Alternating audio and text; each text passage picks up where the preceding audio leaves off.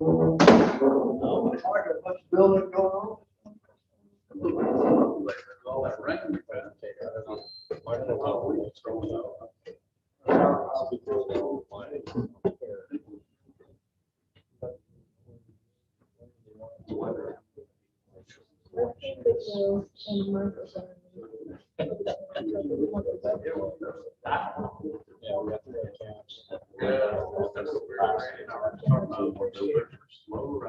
No.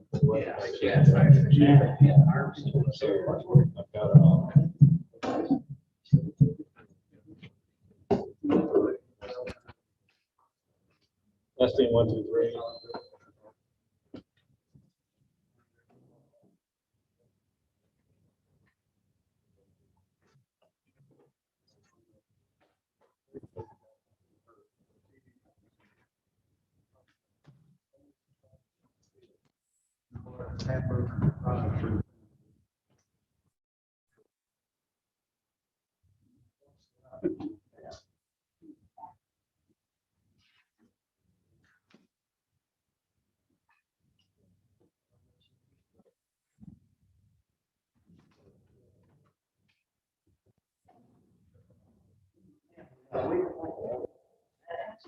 Kosher.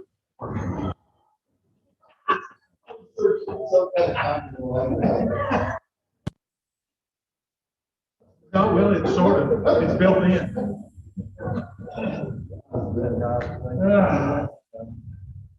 Very sorry. Very sorry.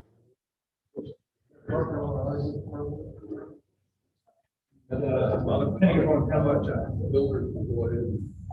during the how severe the throbbing is at night. Yeah, generally starts about 8 o'clock, 7, 8 o'clock. Of course, I've been.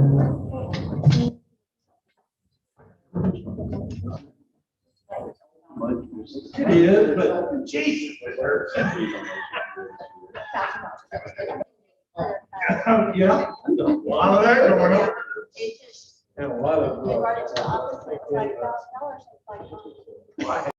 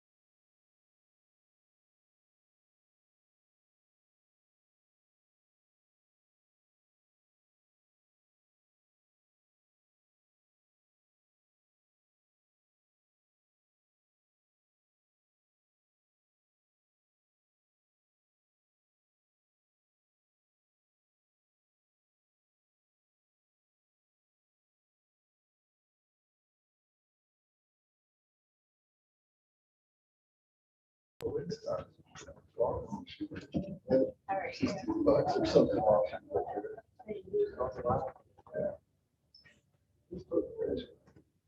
I don't think so. Good. Have a better sleep yet? We went.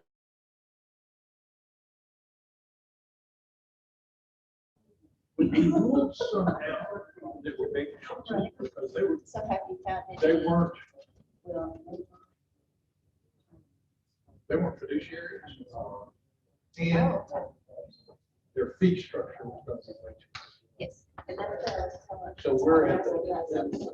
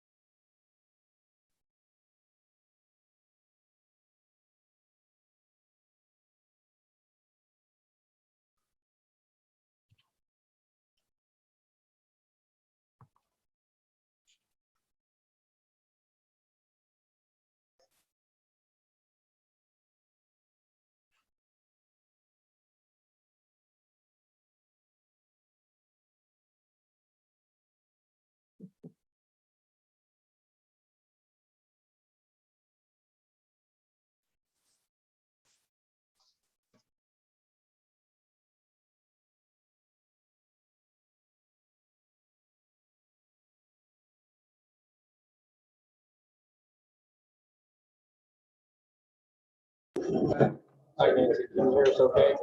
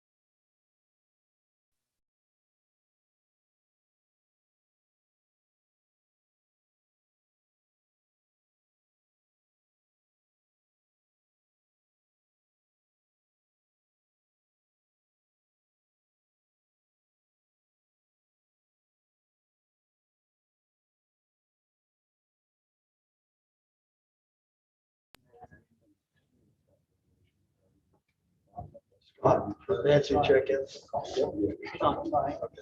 Yeah.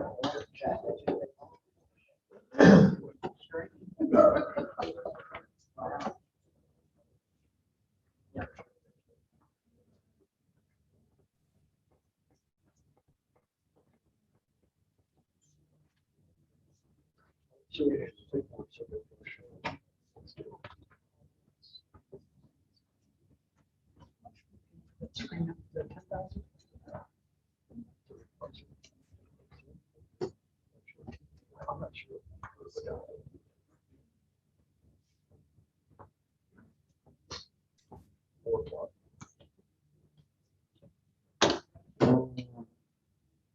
4 o'clock, time to start our meeting, that's all I'm saying.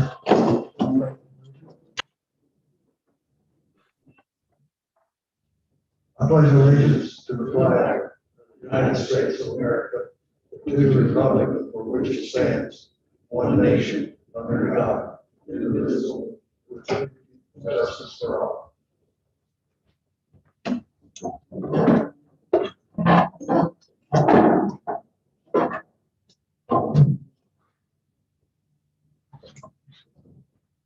I think we have 6 board members here. Jim Adams is out, and Nancy Jackson will be joining us here. So Nancy had a little surgery here a while back, so she will be with us on Zoom tonight. So we have a quorum of board members that are here. First off, number 4, approved minutes.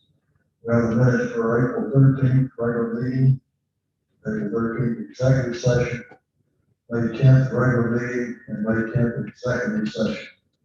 Do we have any corrections or additions to the minutes as listed? Anyone? Motion to accept the minutes as presented. Jerry C, a second. Second. Jim Fox, all in favor? Abstain. You got a change? Abstain. Abstain. John Rhodes. John Rankin abstained, and Randy Woodman abstained, they were not here.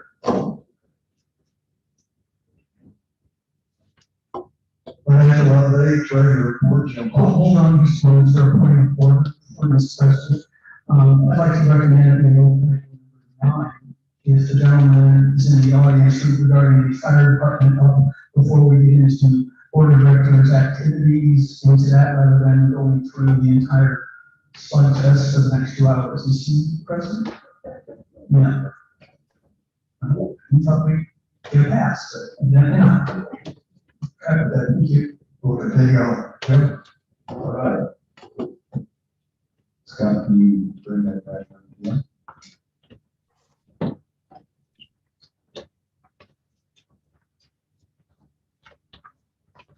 All right, hopefully everybody can help us.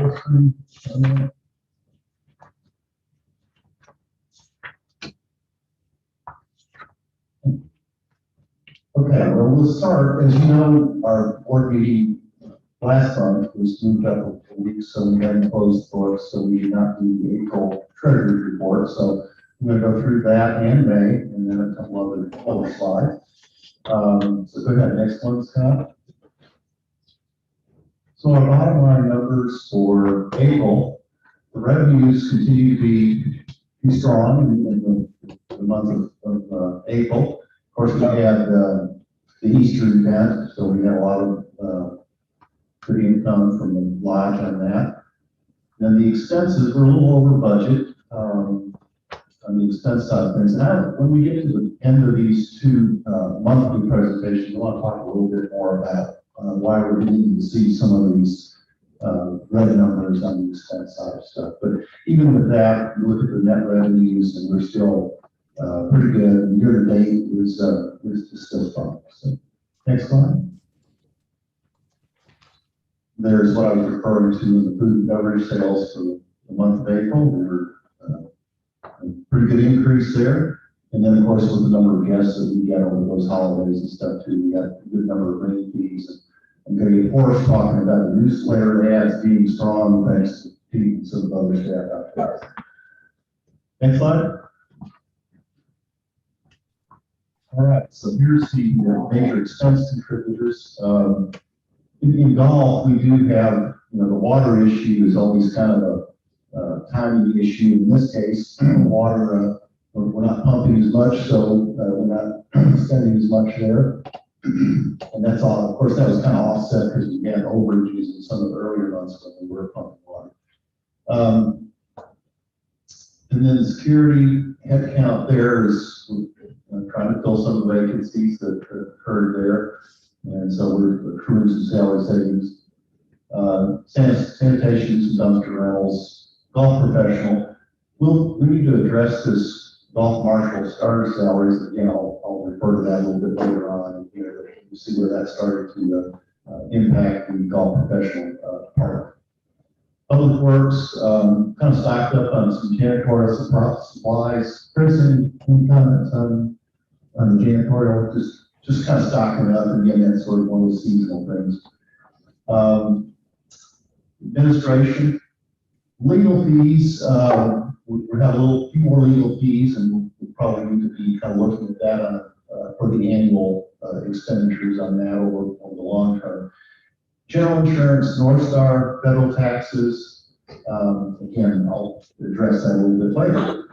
Had some property purchase expenses that were related to the 105 Kiowa Drive West, the property purchase of the front gate, and the November dinner. So. And then lodge management and food service, $9,400 over budget there. That's a change in food inventory. Again, we had to kind of stock up. We had more expense, but we had, as you can see, we had a lot more revenue too. That's all set. Next slide. Okay, on our, we did have some expenditures that were not shown in the budget, and some in the East Playground, Chris, I believe, was a little bit later in the schedule, but we did them both at the same time. Park balance continues to be strong through there, as is Lake Management Reserve Fund. Delinquent accounts. Brian, do you want to talk a little bit about that 90-day? We got a couple of accounts there that are kind of tied up. Talking about that later. They are of the, on the 90 guide, two accounts make up for the bulk of that 25,000, and one has a IRS lien against it, which council is walking through. This is going to be a task and a half. So we somehow got the lien title without checking on it to find out that there was a lien. The lien's not insignificant, but my understanding is these things have some negotiability to that. So that one is the most cumbersome. And the other one is where the family wants to give back the property to the community, but they don't have the assigned attorney for one of the family members that's involved that's on the deed. There's some question if that person is still alive. I believe you also received in your packet the list of the kind of month by month on what we normally do with that. Didn't see anything that was really out of the ordinary on that. It's very, very similar in many cases for those types of accounts. So we are running about one, maybe a bit higher.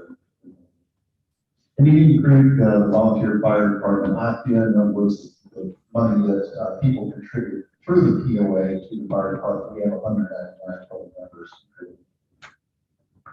Next slide, please. So our cash balances here are strong, pretty normal, $375,000 on the checking account, and then the reserve funds, contingency, and security deposits, $2.8 million, and the total balance is about $3.2 million. Clark's going to be talking a little later on the investment committee and how we can maybe generate a little money from that. We're not earning a whole lot right now. Next slide. All right, we're moving into May. Are there any questions about April?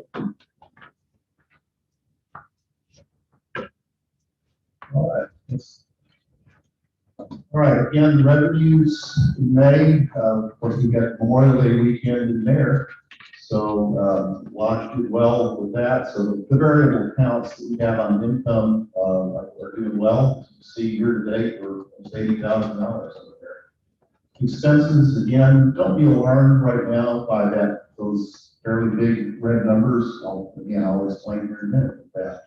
So, but those expense numbers are the ones that are starting to generate the quote loss on the revenue side of things. But year to date, even we're still $10,000 for good year to date. Next slide. There's the lodge and tavern, $32,000. Green fees, again, same thing as in April. We're doing well when the weather got better. Next slide. Okay, here again, pretty much same thing. Golf maintenance on the water. all professional, the marshal starter salaries are running over budget on that. We had some dumpster rentals in the sanitation, which is kind of a timing issue. It's built into the budget, it just fits in 1 month, so it shows to be an ending number, but we're covered year to date on that. Public Works, running a little bit over on the head count with that. I believe that, I understand there's a little bit of an overlap between some positions also. We're trying to bring somebody on board and get them up to speed with that, so we have a little. And then, again, general insurance and federal taxes, there was a credit in April, which doesn't show up in the month of May for the federal tax. So Crystal's taking care of all that. You know what we've got going there, but it does show again as a negative number right now. And then again, we had to kind of gear up a little bit in the lodge management food service for the additional inventory. And we did have a pavilion screen and fairly significant HVAC system replacement that kind of hit in that month of May. Next one. So again, very similar. In this case, ARC is continuing to improve. Do not have any expenditures there, so that card balance $629,000, continuing to improve. Lake management's up to $200,000, so we should be able to pretty soon be able to address one of the projects when we schedule the lake management on those projects. Same thing under delinquent accounts. You can see there's a little bit of an increase there, and the numbers will stay the same in the fire department object. All right, next slide. So if you noticed in April, we had a checking balance of $375,000, and there's $694,000. We did put some money in there so that we could cover the property costs on that, but didn't close until June 1st. So we're bringing that back down once we get, let me show you the July account. Reserve funds and the total balance on all accounts very similar. Next slide. Here's the good news. Payroll protection program loan that we took out last year has been forgiven. So $80,000 is more or less now in grant. So we're in good shape with that. So thanks to everyone involved in applying for that and helping us through that time of COVID. Next slide. So I know when we were going through February, March, we were seeing some of the red numbers on the revenue side of things. And we also, now recently, are seeing some red numbers on the expenditure side of things. So I took a few minutes to kind of review what we've been doing from a five-month standpoint. So next one. So I just took numbers, basically looking, these are all figures from treasurer reports that we have reported on since the beginning of the year, January through May. And it's kind of focused on year-to-date actuals and when we compare that with the year-to-date budget numbers. The monthly, and I know you can't see all those numbers up there, and that was not the intent, was to go through each of those numbers, but just wanted you to see that we're comparing all 5 months and kind of looking at a trend. And if you can't really see with the middle column, you see all the red numbers in the month actual back in January and February. Again, the income was down, especially at the lodge on that. And then when you get to the later months, you can start seeing the red numbers towards the bottom, which is in the expense portion of things. So if you look at this monthly, sometimes I think you don't get a real good sense of what we are going through right now. So that's why I want to step back and kind of look at a 5 month like that. I did use the what's in yellow, and again, you can't read those exact numbers. I put those into a different spreadsheet and kind of try to look at percentages associated with the year-to-date the trend. Here's the very important point, and this is trying to explain some of those red numbers on the expense side of things. the budget does not include what we have approved in the way of surplus numbers. So let's go to the next slide. If you will recall, in March, I believe it was, we had a special meeting March 8th, and we were approving some of these budgets, what to do with these expenditures. So when you look at the surplus funds, we had a request from the staff of all these areas where we needed to increase the budget. So we used the 2018-19 audited surplus of 95,000, and we approved the North Star system and Golf Genius. So were two items that essentially depleted that surplus. We moved on to the 2019-20 audited surplus that we had, which was $56,000, and there's three items there that we approved, and that depleted that surplus. For the 6-month budget, which was unaudited, we were a little unsure of where we were going to be with the surplus in that 6-month period. We were comfortable enough in March 8th to approve $110,000 worth of additional expenses, and that left us $163,000 of balance. Now, if you recall, we also knew that there were going to be some carry forward expenditures from that 6-month period into the 2021 fiscal year. Crystal's been tracking that, and so that bottom portion there shows you the expenses that we have incurred that were really supposed to occur in the 2026 month budget. That's about $45,000. So if you look at that, would wind up with $118,000 as a surplus going into 2021. And there are a number of items in the far right column there that we deferred and did not make any decision on. And if we were to approve those, we would still wind up with a total balance of $49,000, almost $50,000 over there. I'm sorry, balance of $68,000. There's $50,000 worth of expenditures there. We will have to, at the July meeting, I think we probably want to take that up and address how we want to deal with those particular requests for additional funding. We did get the audit today. So needless to say, we have not had any chance to look at it. Crystal and I met this morning real briefly, and it looks like there's going to be a substantial more balance, but it's a first draft, so we're going to take a look at that. But I feel very comfortable at this point that we are going to be in good shape with surplus. At the very bottom, I don't know if you can see it because of the table, if you add all of those approved funds together, that's $261,000. That's what we approved out of surplus for those three years. So let's go to the next slide. So here's the issue that we wind up with is our budget mechanism does not allow us to create what I would call a current budget. What we have is the board approved budget from last year. Budget is not adjusted when we approve those funds. It's handled, Crystal handles that on the side of the expenditure. But if you go through the treasurer's report and some of those expenditure line items, you will find some items in there such as North Star, which is $47,000 showing right now, but there's no budget for it because we don't adjust the budget. We don't create a current budget.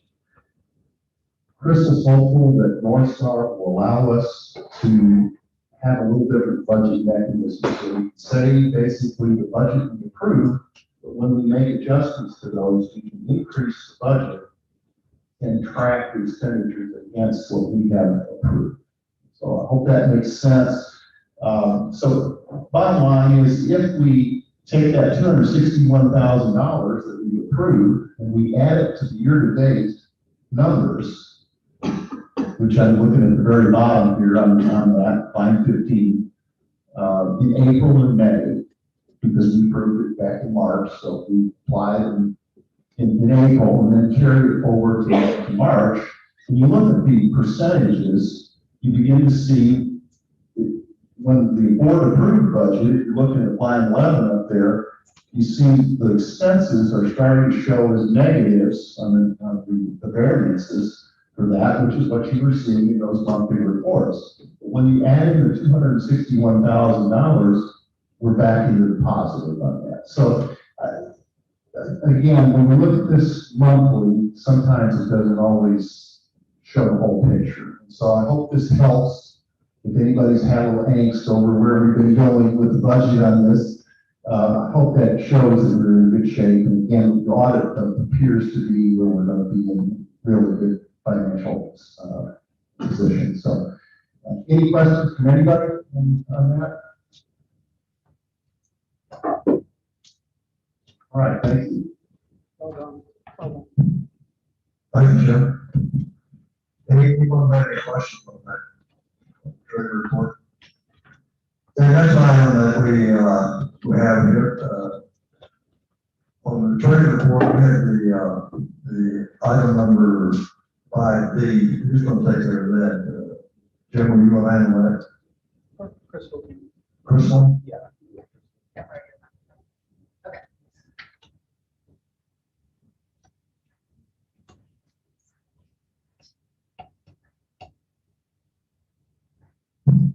Okay, so a couple of weeks ago, we had a break-in security, I guess you could call, where both of our debit card and our American Express card for the Lake Kiowa was compromised. And we handled it very expeditiously. I called the bank, they canceled my debit card. I called American Express, they canceled the card immediately, issued us new ones, and Brian actually had to go over to the bank and file a report, sign, and they even told us we could go to the police department and file a report if we so chose. The only thing that the bank could surmise was that somehow or another the cards had been used through a Square device, and that, to my knowledge, the cards, I could never trace back where these cards were compromised at. But short story is that we handled it, and we are back in business with cards. We got them within a week of the cards being canceled, and hopefully it doesn't happen again. But the cards do not leave the property. They stay at my desk. So does anybody have any questions or comments that I can answer regarding it? Thank you, Crystal. Item number 6 is Eastgate operations, and I'm assuming that Chris is going to get into that.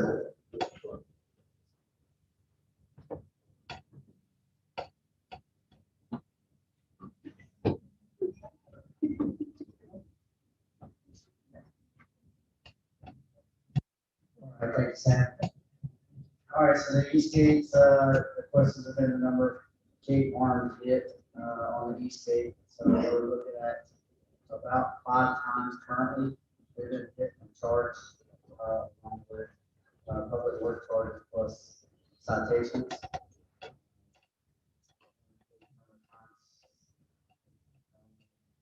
Twice they fell off. We've gone through. Once was today.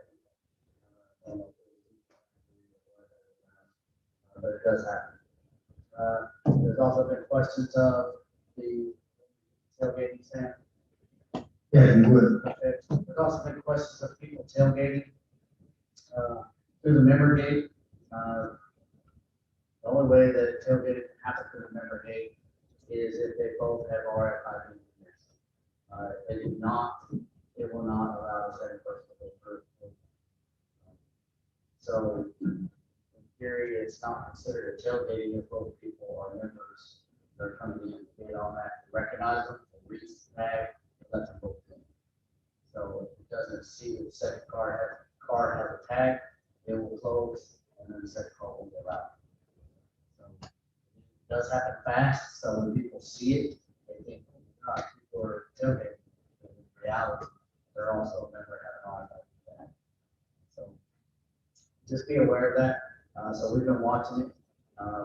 We will bring out some people here shortly to examine it, see if we can slow it down a little bit, so that so many cars two cars can't come in pretty much the same time. It's all computerized right now, so we gotta have them come in and set up the program for this. So, we're working through that. Anyone have any questions on that? Sam, Go ahead. on the front gate, notice that we have a stop sign, which makes the gate go up.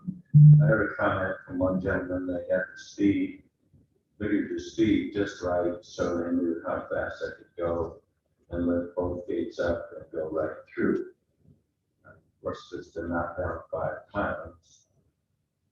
I don't know if we should consider something like a stop sign on the back.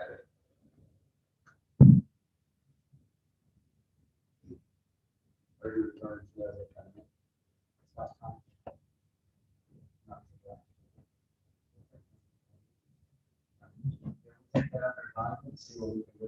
Everybody agrees to put a stop sign on there. We're not against them. Anyone else have questions? John? Do we know who fixes that gates and breaks? Yes, sir. Are we making any effort, like the cost of putting those gates back together? Yes. Yeah, Chris, if you would, just, either tell the board here, the number, I know that we've had quite a few that, in fact, I think we had one, gentleman went through it, 2 times, in 2 different nights, and knocked down the gates. I don't know if the people are just in a hurry or don't want to wait, or, I mean, I've gone through it many times now since we put it up. I don't have a problem with it. I don't know if anybody else, but, what is the cost of, having to replace them? Well, if you just knock it down and then people have to come out and don't do no damage to it, that's $75. You know, the guys might come out and put it back up. So depending on the gate arm itself, if you damage the gate arm, it's anywhere from $230 just for the arm. You know, and order it, ship it, and everything else. And then you gotta add the cost to put it back on. You know, for another $159. So your average is about $350 every time you damage it on. That's just the arms. Anybody else have any comments? If not, we'll go to committee updates. Yes. So on my truck, which is over Ray, if you want to give me your name, my Randy company. Andrews, 549. So my truck is overweight, it's long, and so when I pull up, I have to pull off. I don't know if there's a back sensor or not, other than the stuff that's in the ground. But when I get to that front gate, I mean, there's times when I've touched it before it would even, go up. So I don't know what that, it shrunk, we shrunk it down a little bit, obviously. And whenever it's coming down in the back, I'm not sure that if I didn't go, if it would get the back of my truck or not, we might. But I know when I've gone through in the past, you talk about tailgating, I've seen, that gate stay open when I pulled up, before I even got to it, it was open. And then pulled in, but I don't know, is there a way that when people are, like on my truck, it's long, if somebody bumper to bumper on that car behind them, and the second gate opens, what keeps that from, it doesn't know how long that vehicle is, right? It's just a magnetic strip, so. There may be what's wrong. The back gate has to close, start to close before the front gate, on the member gate, start to open. Once it starts to close. It's been open before, but I mean, it's done, I've got a couple of my tags though. And I can answer everything because it's a computer. Yeah. It fails just like people do. Yeah. So, the one thing I would say is, we measured it with the longest vehicles that we have out there on the market. All the way up to the front gate, within 2 foot of it, and the back gate was still closed at 2 foot behind it. So, I don't know if you have a special edition vehicle or not. Well, I've got a check cabin chassis, so it's over length, it's just, but, I have to get so close to that front gate, I'm afraid I'm gonna bump it and knock it off, that's all. $350 go. You can bump it as much as you want for that. I'll bump it, I'll put it back on myself. Anyway, you know, what I suggest is getting with Chris, you know, maybe you can work out something with him so that you could, get an idea what you're talking about, you know. I think they did. You did adjust, did you adjust the sensitivity, Scott? Have y'all done that yet? Because it works better now, I don't know if you did anything. We've done minor adjustments on the sensitivity, but, like Chris said, we're in the works of getting the company out to, kind of do a job walk, after the fact to see what we can do, what we can improve, what we can add. As you all know, on the front gate, we've got a sonar sensor, which basically is away from the leak detection. We had a similar issue there. The leak detector at the front gate completely failed. So we do have new devices that we can implement. We've got some other ideas on the contractor gate as well. But just to keep in mind, you know, the new gate arms that we install, they basically are designed to operate with standards type vehicles. So if your truck is a little bit long, it's confusing the leak detectors, because there's two in between. One when you're driving through the memory gate control tag, and then you have to pass through it, and then if your vehicle is still detecting it on the rear, in the front one doesn't open yet. It's because, like you said, you're getting kind of close to the second arm, so there's a little sweet spot there that we may have to tweak the configuration setting or the sensitivity on those to see if we can. Because the other issue we also have is getting motorcycles to operate. Again, motorcycles don't carry a huge lot of metal to activate those, especially the exit. So that's another thing that you know, we're trying to get to that and get this other company out to help us with some modifications so we can, you know, get these gates completely modified and running and operating better than it is. Thanks, Scott. Yeah, I would like to compliment Scott and Chris. I know, I think we've had more people saying how much better it is than we have complaints. And it just takes time to get things to adjust it when you're doing something new. Just to let you know, they are working on it, and I'm sure that will get better as we go along here. So, okay, anything else? Committee updates. We kind of go through the committee updates. We got action on committee member changes, lodge and tavern committee, Maryland board resignation, architectural control committee, Ed Randy Andrews, nominating committee, Jerry Slater, who was chairman, is going to remain on the committee. However, he has been replaced as the chair by Pete. Okay, replaced Leanne Gordy as ex officio on the nominating committee with Brian Matt. And celebration committee, Nancy Jackson will now be the chair of the celebration committee. Can I have a motion to accept the committee member changes? John Roach, motion, second, Kathy. Any discussion? All in favor? Aye. Opposed? Motion passes.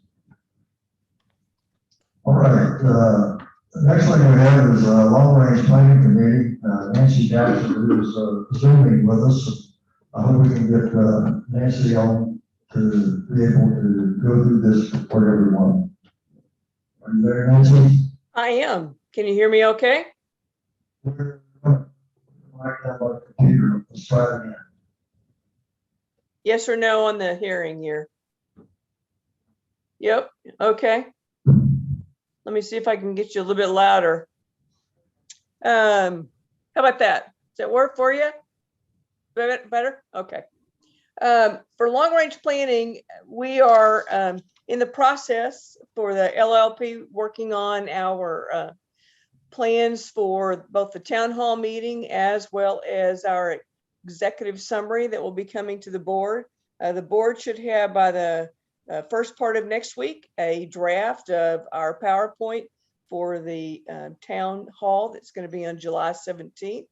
And a big thank you to all the committees and everyone that's put together information, given us information on what they've accomplished over the past several years from the last plan, and then what some of their future plans and ideas are going forward. That's made a huge difference on some of the decisions that we're doing on long range planning. The other thing is, I don't have it on here. I don't show it as necessarily as an action item. So if we need to do an action item, I'm voting on the town hall meeting that is on July 17th. I think we already did that. We also have one scheduled for July the 27th. And both of those are at 6 p.m. And the way those town hall meetings are set up is that the very beginning of that will be the front gate committee will have a presentation and provide that to the members at the town hall meeting. And then we'll take a break. And then after that, we'll talk about the long range plan. And we'll really actually go over the survey, what we saw from the member needs and wants, and then what our recommendations may be from the survey feedback from the members. And then depending on what member feedback is at the town hall or the 30 days after that, that's what we'll use to bring to the board at the end of August. And so that's sort of where we are on the long range planning committee right now. Any questions? That sort of rolls back into the front gate committee, I know. Any questions? I don't know if you understood, the town halls will be conducted on July the 17th. 13th, 17th, a Saturday. Mhm. And we'll also have the other town hall on the the Friday. Okay, so this is one of the things that, from what I understand, the town halls not necessarily do need to have board approval. It's been set up by the committees to have the town halls. The first portion of the town hall will be the front entrance committee will be presenting. And as Nancy says, the survey will be taking place on the second portion of that town hall. We'll have two town halls to go through all of this. So, all right, the next one is item C, committee update from the front entrance committee. Discuss and provide information on the purchase of 105 Tower Drive West. Sam, Yes. can I ask a question about those town halls? And Barbara Fox, 1452. I've heard a lot of discussion amongst the board about the town halls. When will it be publicized to the public so they can put it on the calendar? It's already the middle of June. we're getting ready to announce it tonight when we're going to have the town halls. That's what we're doing. And it actually be in the communique. The article's already gone to the communique in regard to that. Minutes will be 2 months late, so when will they go into a constant contact or a weekly update or whatever, so the public can start planning to attend next? Because we're getting a little late notice. It will probably be as soon as after this meeting that we will be announcing it through constant contact or the website. That's correct. We will do a website announcement and also constant contact. That information. Thank you. Okay, Jim, are you going to the big verse? Yes, Scott, I just got a couple of slides. I wanted to bring the picture of the front entrance up. See that?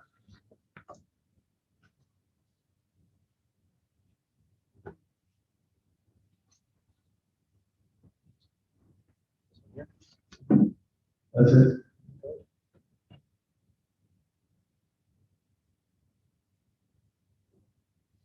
All right.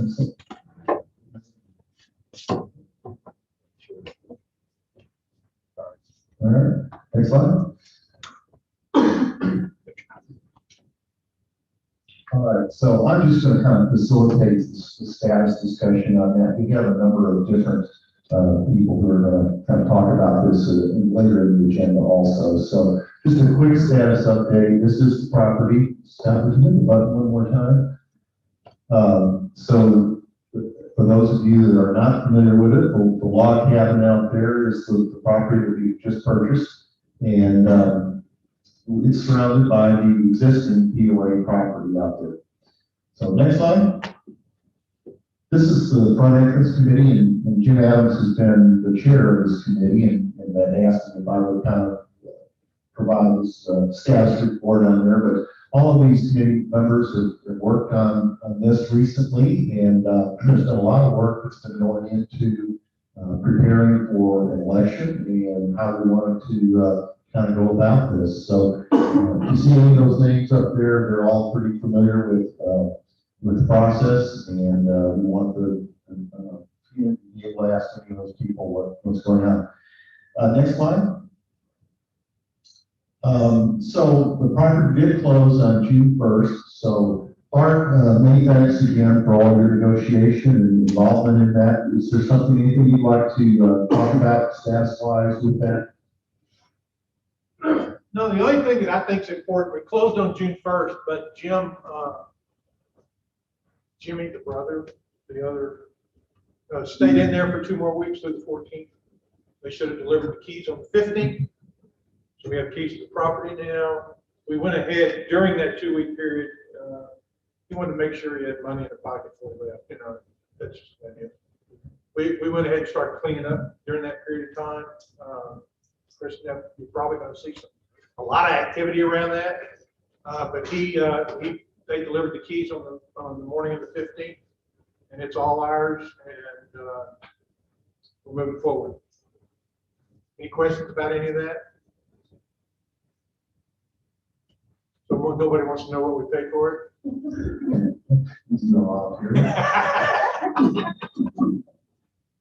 We paid $210,000 for that property, and did not have to pay any of our closing costs. If you remember, the appraisal was about $245,000. The appraisal was $245,000. We have that appraisal. That appraisal is for us, and they had it listed at $299,000. And we bought it at $210,000. Yeah, good job on negotiating. Thanks, Tom. So the committee has been now really kind of developing a communication strategy and figuring out how to network, because what's needed now is we need to be able to utilize, well, we think we're going to be able to utilize the structure. That remains to be seen yet, but if we want to use the property for POA purposes, we've got to have an election. And we'll talk a little bit more about that, but we have completed an FAQ document. I don't know, I brought copies for the board along, and that's something else that we'll need to get out of the community here. I have already, I know Lisa Bohan, one of the committee members, has been out amongst some of the groups and has introduced a lot of this information and gotten some feedback, which is helping us now for coming up in the town hall meeting. So there is a communique article that was created, which will be going in the July communique, and along with that, kind of did you know some information about this. We will also have an invitation to come to those town hall meetings. We've completed a PowerPoint for the town hall meetings. Craig Lampkin, through the short straw, I guess, he's going to be doing the presentation at those meetings. Craig's good speaker and very detailed, so we will get the presentation from Craig on that. We also need prints and graphics. That slide that you just saw when we brought that up, we'll try to put those on print them out, put them on an easel so that we can have them up here at the lodge or wherever we want to put those so people can kind of see what that is. So those are the town hall meetings we just talked about, the 17th to the 27th. Both of them are at 6 p.m. And as Nancy talked about, we're going to do a presentation on front entrance property at that, along with the long-range plan discussion. So the rezoning election is really kind of the next thing. Next slide. As I mentioned, we have to have a POA business zoning. Currently, the property is single-family residential use, and so it could not be used for POA purposes as it is right now. So later in the agenda, I think Kathy's going to talk about the voting process and how we plan to go about doing that. So the plan is that the election would begin on August 9th, and it's a covenant vote. So we need, I think at the moment we're talking 724 affirmative votes for that to pass. So it will stay open for 6 months or until the election is decided. And the ballot wording, Corky's going to address that also later in the agenda here, so I'm not going to get into that right now. So the next fund entrance committee is on June 28th at 1 p.m. and we'll continue to work forward. Any questions? Any questions or comments on Jim's briefing? Again, mentioned the town hall days, June 17th and June 27th at 6 p.m. Any questions? Any of the board members have any questions or comments? We'd also like to point out that that's kind of become our unofficial slogan right now is we own it, let's rezone it. So. Okay, thank you, Jim. Next item, discuss and take possible action on the 105 Kiowa Drive West rezone, vote, and ballot. And Courtney, if you will go ahead with that. Okay, thank you. I think you all have in your packet something that looks like this. It's the proposed ballot that was approved by the committee. And originally, going back 2 or 3 months ago, we were going to have the zoning vote before the town halls. After we got talking about it during our committee meetings, they said, well, let's educate the owners before we have the meeting. So our vote now, we will only one item on this vote, and it will be to our members here. It's going to be starting on August 9th, and as Jim said, it can last up to 6 months. We hope it will last 6 weeks, but we've got up to 6 months to bring it in. According to the Covenant 102, the Lake Kiowa POA requests the owners of the lots within the POA to approve or rezoning the 105 Kiowa Drive West from residential to LK POA business. The LK POA has purchased the residential property at 105 Kiowa Drive West, consisting of 0.84 acres on lots 1879 and 1880. That's just east and outside of the front gate. The rezoning will allow the LK POA to use the property for LK POA business purposes. This property will provide several excellent opportunities to enhance our entrance appearance greatly, and improve the front gate entry process and provide additional POA security office space. And you will be asked to vote for or against that rezoning process. The covenants indicate this is for owners and of lots, and in a covenant type vote, if you own 10 lots, when you vote, that counts 10 times. If you own 1 lot, I get 1 vote. It will come in the email just like it has in the last couple of years. And that's about it. I would like a motion, if we could, to approve the language in draft ballot for rezoning. Has this been approved by council? It has, okay. Do you want to make that as a motion, Corky? Yes, I would like to make a motion that we approve the covenant balloting for the rezoning to begin on August the 9th, last for up to 6 months with the wording that I've just read. Do I have a second? Kathy? Any questions or comments from any of the board members? Okay, motion's been made. All in favor? Aye. Opposed? Motion passes.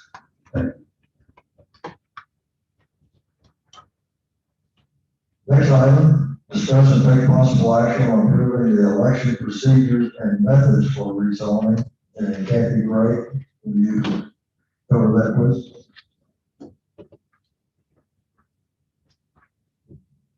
Yes, we'll be following basically the exact same processes we had the last 2 years with electronic voting. We are going to have a conversation with Vote HOA now in the morning, according to myself and Scott, to see if there is another way we could do paper.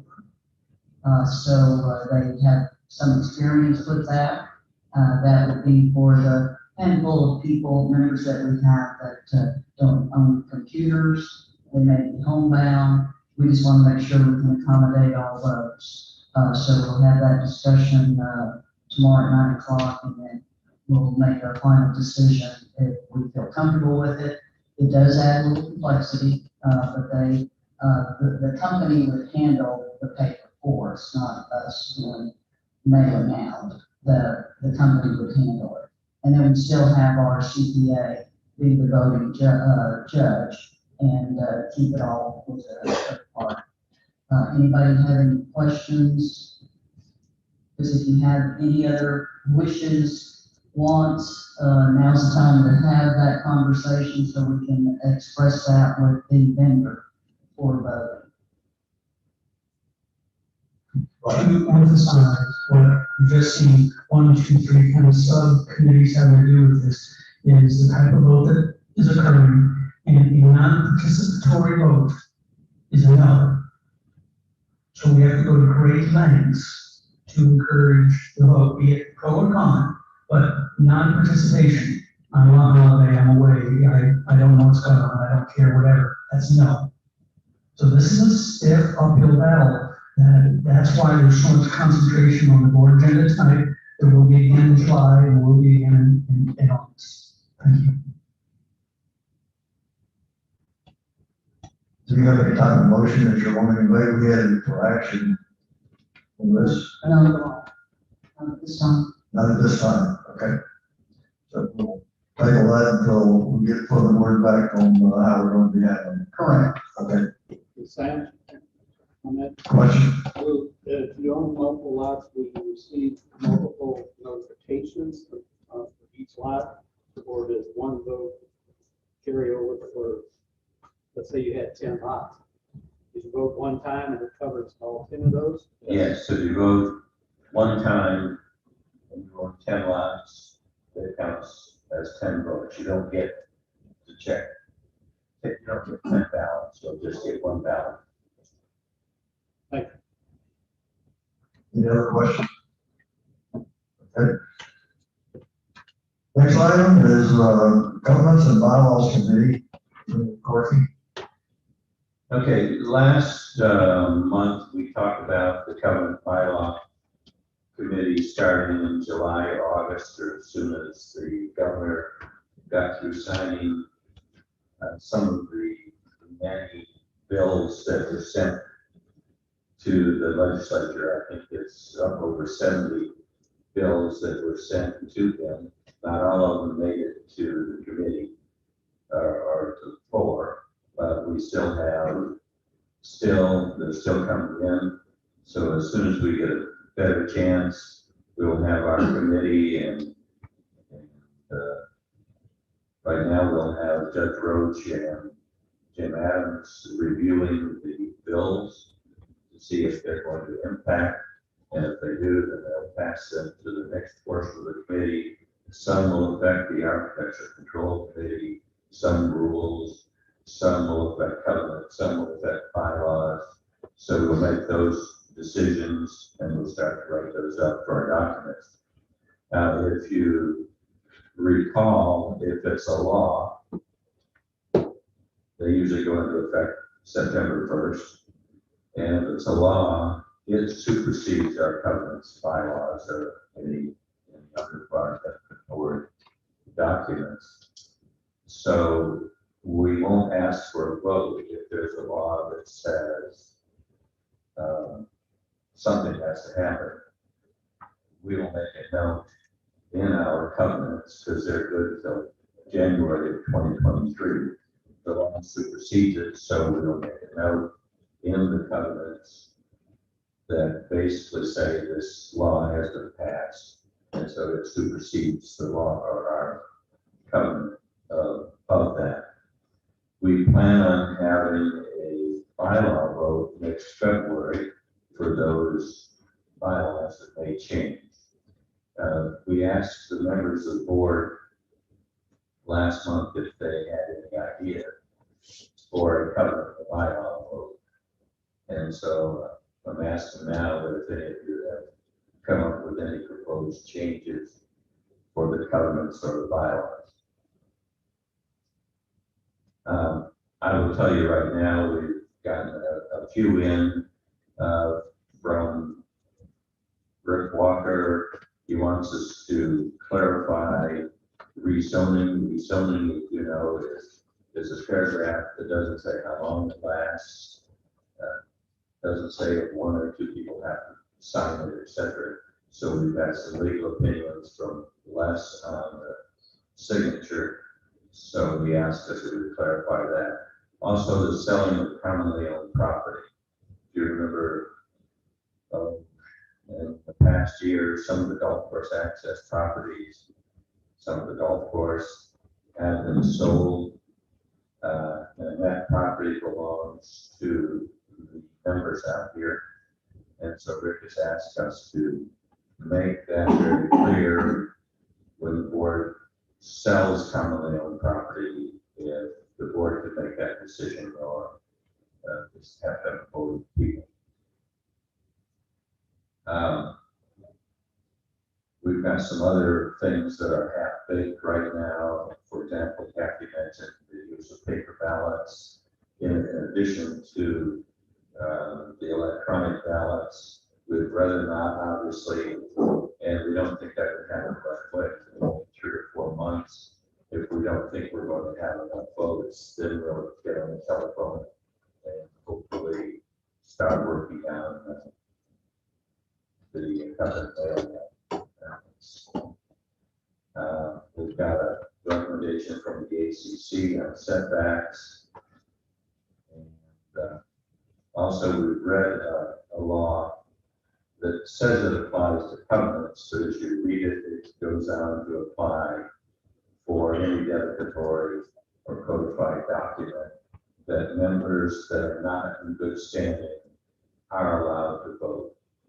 And we've got that in the covenants, but in the bylaws, members in good standing are not allowed to vote. So we'll make sure that those read in the same way. We also have in the July communique an article asking the members for their input. So as a member, you get the July communique. If you think there's a bylaw or a covenant that needs to be looked at, please, I've got my email address, my telephone number's in there too. Give me a call, send me an email, and we'll work on that. So we're still waiting right now to get a little bit more from the governor. Some of these bills are pretty thick, so it's going to take Judge Roach and to read a lot of paper to find out which ones apply to us. A lot of the laws that they have passed don't seem to affect us because most of them are dealing with discriminatory practices. We don't have any such things in our covenants and bylaws that we're aware of at this point. And if you're a condominium, some of them apply for, you have to have so many portable ones and so forth. Again, that doesn't apply to us. So we think that we'll narrow that 70 some odd bills, probably down to maybe 7 or 8 or 10 that we're going to be working on. Do you have any questions concerning that committee or any recommendations? Thank you. Okay, next item is, investment committee, Clark Enright, and discuss and take possible action on proposed committee charter. I'll let you use my microphone there, Clark. So, Do you think I need one? Yeah. so the people zooming in here. Thank you very much. The investment committee's been really busy. Supposedly in front of you, you have a copy of a proposed charter that the investment committee approved on May 11th.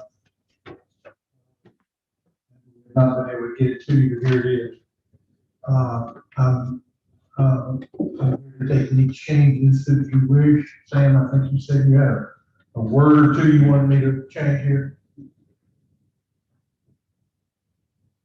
Yeah, number 2, meetings, committee shall initially, do you need initially or you just can you put? It will be initially, because as we work through the process, we will review statements on a monthly basis. Over time, that will go to quarterly. Okay, all right. And, number 3, membership, 5 community managers. Members, Yeah, 5 community, the minimum of 5 community members. I know in our bylaws, I believe it talks about how the president appoints the members of committees. Do we need to have that? I'm not thinking so much of me as in the future, having appointed by the president and approved by the board.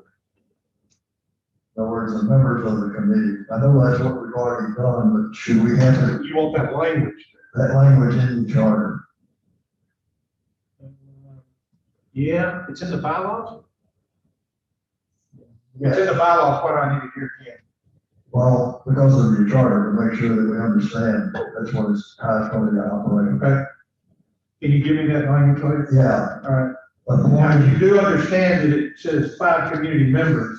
Those 5 include the current LPO board treasurer. Those 5 do not include the community manager and controller. Right. Those are in addition to the 5. I guess where I'm coming from is since it is a committee and it is a charter, something in here to indicate that they will be appointed by the president of the POS board and approved by the board. Okay.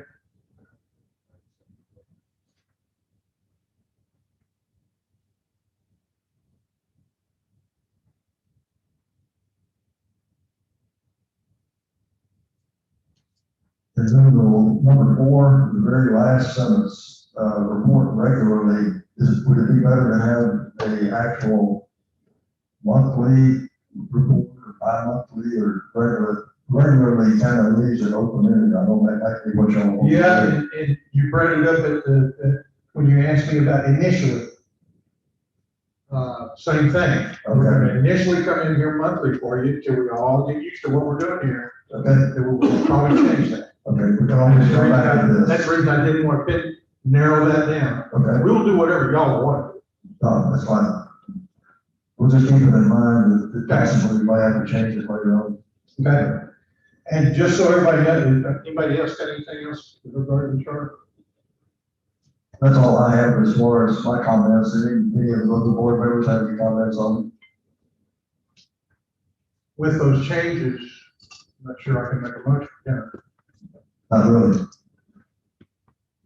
Do I have a motion to accept the charter as presented with the changes that have been made? Would the board accept, once the documentation is clear, that it goes through, approval through, electronic that way, because it's been well written, but, there is a series of scheduled appointments that are set up at every time we element to it, so I would like to endorse, Clark's recommendation, let's get it back in right, circulate it, and then each one of you, may remove or whatever, you would move forward with that. Also, Is the motion seconded to? I'm not supposed to make motions, but. He's not going to make a motion on it. Any questions or comments on this? What we're going to do is Clark's going to clean it up, circulate it through, electronically we'll vote for it. Okay. Any questions or comments? All in favor? Aye. Opposed? Motion carries. Thank you, Clark. Just so everybody knows, we're moving pretty fast, the investment committee. Just wanted to review this, if you don't mind, Sam, for a second. We have put out 5 RFPs at the recommendation of the members of our committee. We had several others that we thought about, but we wanted to stick with the smaller houses and so we were keeping our fees down.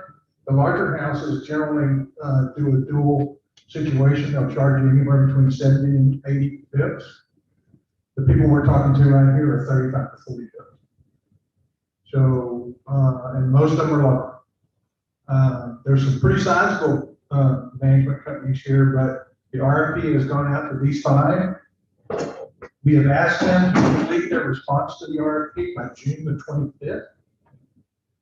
That's a Friday. And we are going to entertain presentations from them in 30-minute increments on Tuesday, June the 29th in the Southwest. We're going to start that at 1 o'clock in the afternoon. We'll go through the whole afternoon. That way we've got all the presentations in one afternoon and we're all, you know, sitting there thinking about in a vacuum. We're not spreading them out and then we'll forget somebody did this and somebody did that. We're all looking at it all at the same time. You are welcome to attend that meeting if you want to on June the 29th. Southwest Room. Be there all afternoon. I see that was really encouraging. A lot of people want to do that. And so for the July board meeting, we couldn't get on the agenda for that. We're going to have a big thing to talk about. We'll have a presentation and our recommendations to you is your decision. Thank you very much. All right, thank you, Clark. Anybody have a question, Clark? The next on the health committee, Randy Romans and Brian Brown. Brian couldn't make it tonight, but 2 quick things. We have a donation we approved from the WGA. They donated $1,000 to help with putting some trees around the golf course, and we'll go through the process like we have with Brian, deciding where they need to be, and he'll probably talk with the WGA, and we always look at their advice. We have project now has where the golf course needs it. Vice is just, you know, throwing a tree out there somewhere. They have a plan. So that's number 1. And number 2, for next meeting, I want y'all to think about something we run into at the pro shop, that we don't have a youth fee for kiddos. At 13 years old, they can drive a cart and they are treated as adults. But what do you treat the 10, 11, 12-year-olds, especially when granddad brings their grandson out? There's no fee. They've been charging the twilight fee, which is $30, but now with the way the tea times are, you don't need to pay the twilight fee. Your tea time shows up and it may be 7 in the morning, it may be at 5 at night. So the golf committee recommended to come up with a set $20 youth fee for 12 and under. So just think about it. If you think of positive or negatives, we could come up with any negatives, but give you a month to think about it, and we'll put on it in the next month, and somebody can come up with something reason we shouldn't do it, then we will, but we think it's only fair. So that's basically all we have. Do you want to make a motion on the donation? Yes, please make a motion to approve the $1,000 for the WGA. I have a second. We don't have an action.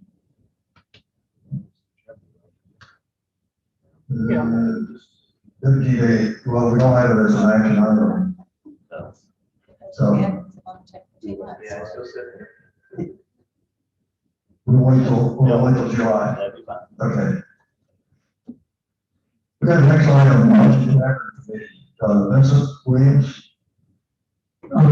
I insisted that Vincent, would take the meeting off there, there an awful lot going on with this, so, I'll just make some commentary regarding the, Lake Kiowa community dances, for Lake Kiowa.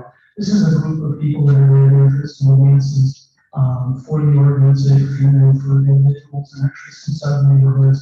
And it just hasn't been, fairly organized, it's passionate and so forth. So what they've done is they've come to the lodge and cabin committee and asked to be recognized as a group. In other words, so then they have a little bit more, weight when they want to make a reservation for the pavilion for, say, it's a square dance night, and that's a terrible example, but maybe it's all dancing, but that they actually have that, and that helps legitimize their group as they want to be, as sort of with the sewing groups, things that have the coordination. This has been kind of all over the map, and we've been trying to fund lodging cabin for a while, and the kid most recently, was approved 6-0. One of them staying because they happen to be a big dancer. And Mr. Adams has indicated that they would like to at least approve the fact that they are a recognized group. Not looking to reserve anything more, not looking to have New Year's Eve or anything like that, just elevate them to an organized group. Anyone have any comments? Did you, ever look over the, bylaws that, was in effect? I have a couple of things myself, but I'll wait for everybody else to come in. John? I have several, issues with the, proposed bylaws. Beginning on Article 3, 1.1, it says a copy of these bylaws. Now, the reason I mentioned that word, these bylaws, are both words, because it has significance further on in the document. 1.2 says the members will abide by the bylaws. We while participating in any event hosted by the Lake Kiowa community, it doesn't refer to these bylaws. So I assume they mean our bylaws, the DOA bylaws. This section should say something like members will abide by the bylaws of the Lake Kiowa Property Owners Association's rules, regulations, covenants, and covenants. So that makes it clear that the word these bylaws doesn't refer to what's in this charter. I mean, in that section where the words bylaw, the bylaws refers to our bylaws and our covenants and our regulations and rules. The Article 6, you had the same problem. The bylaws that had been amended by majority. It should be these bylaws, so that when we apply that our bylaws could be amended by majority.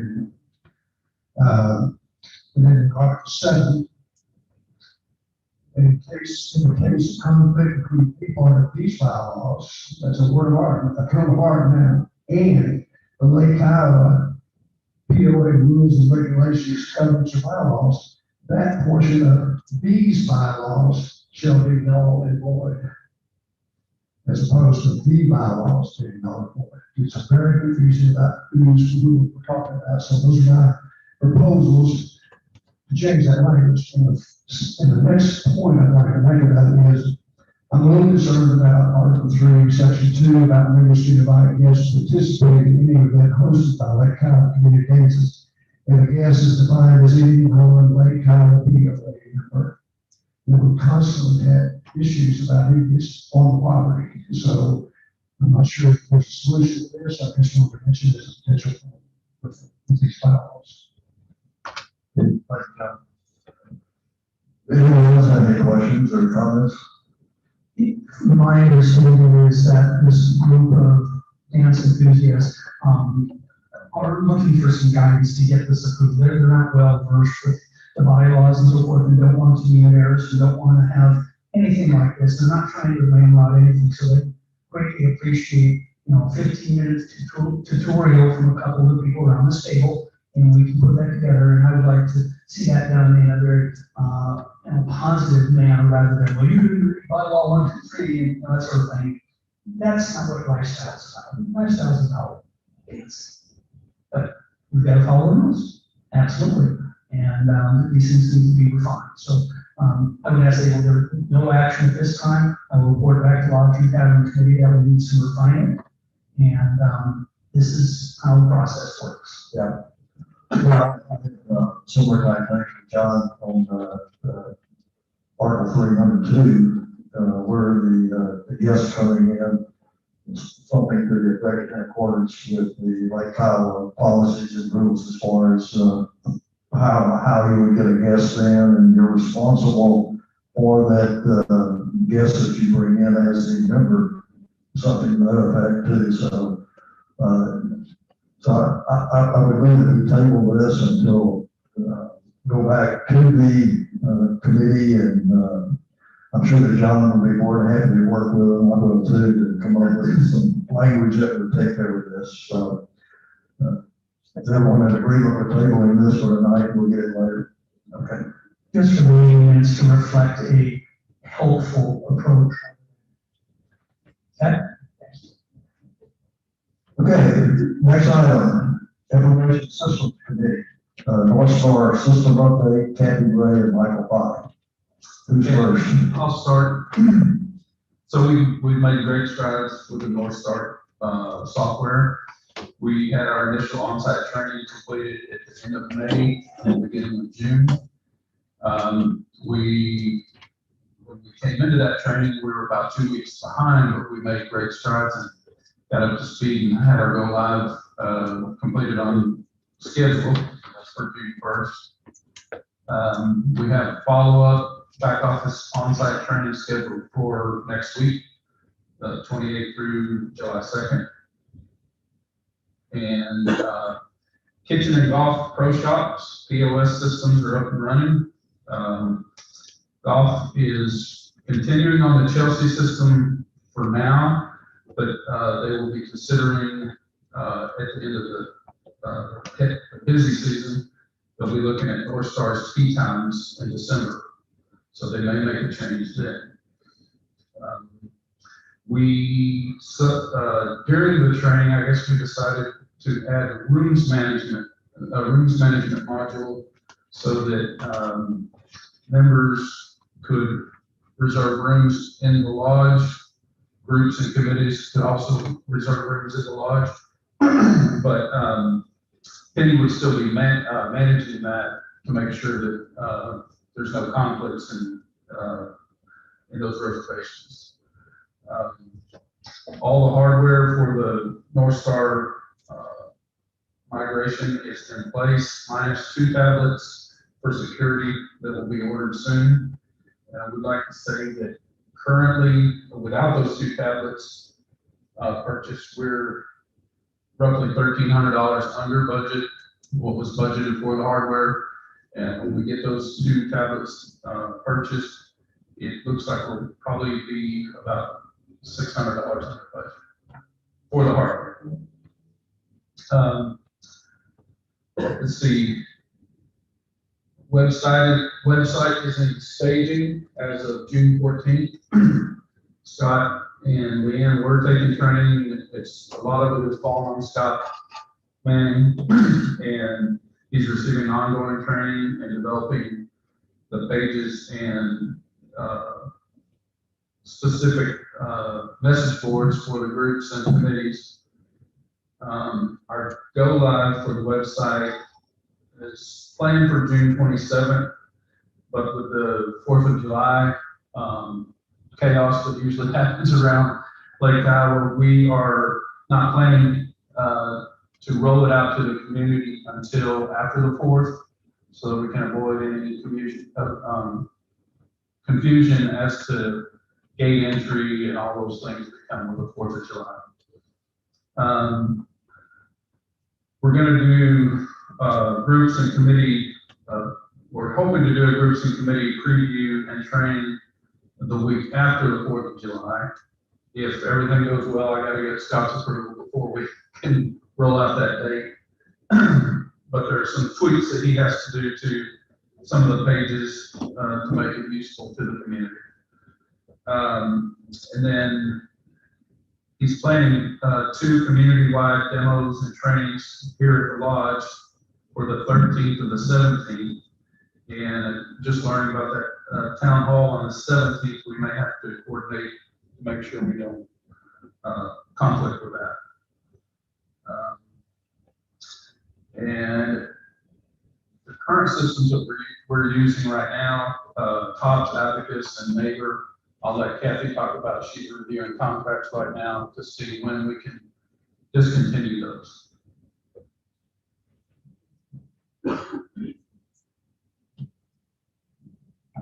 I just want to add that during our training, yes, we did add the rich reservation, and that was strictly to allow us to start using reservations for our campgrounds. Oh, that was only for campgrounds? Yes, sir. I was up at the POA office on Friday, and the ladies in the POA office graciously gave me about 30 contracts, and so I've been doing some late night reading and getting through it. So we'll have dates, we'll know exactly when we do termination letters. I did have a question if I'm going to do the termination letters, and I've done a lot of IT contracts in my lifetime. I'm happy to do it, but do I need maybe to work with James and get a template? And because they're going to be 30, 60, 90 days typical. Some we've been doing month to month for a long, long time with some of our vendors. And we just pay time and material and they need help us. So, but I'll go ahead and do terminations just to close all of those out once we know we're done. Is there anything else I need to from a legal standpoint? Okay. So I'll get that wrapped up this week and we'll know exactly dates and how quickly. Neighbor is definitely going to be terminated in September because we're done with our 36 months. And still about 30 days notice. So I think that's enough cushion that we removed everything. And, does anybody have any other questions on North Star or the existing software we use? I think that's it. By the way, this group of people, we put them through a whole lot very quickly. And, I know there were some painful points, but they have really stepped up and making this happen and still get their real job done. So I just want to thank the entire group. And Brian, we'd love to have some kind of celebration. Okay,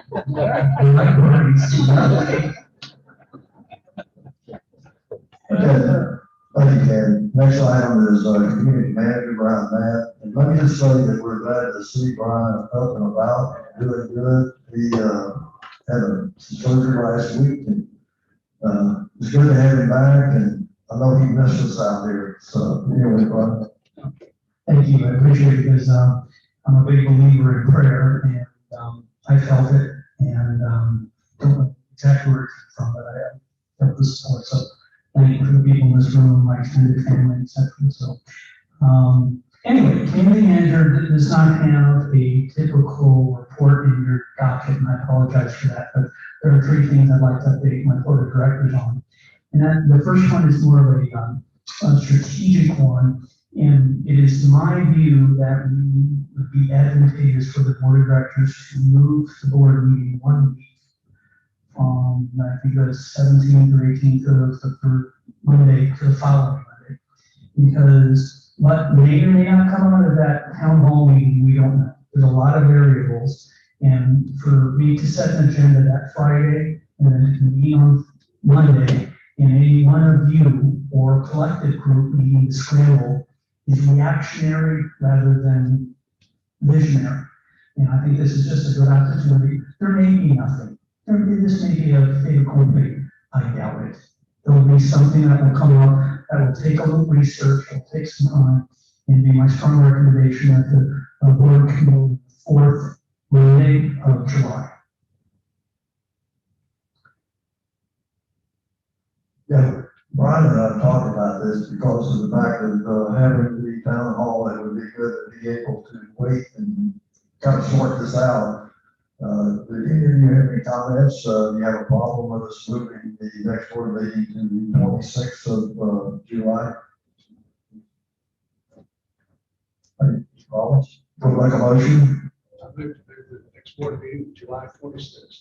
We have a motion and a second. Jerry C. Any discussion? All in favor? Aye. Opposed? Motion carries. So next board meeting, July 26th. Thank you. The next one's a little bit about housekeeping. That's streaming, which is currently right now being streamed. Over the last several months, it's not really been a stellar product due to some audio issues.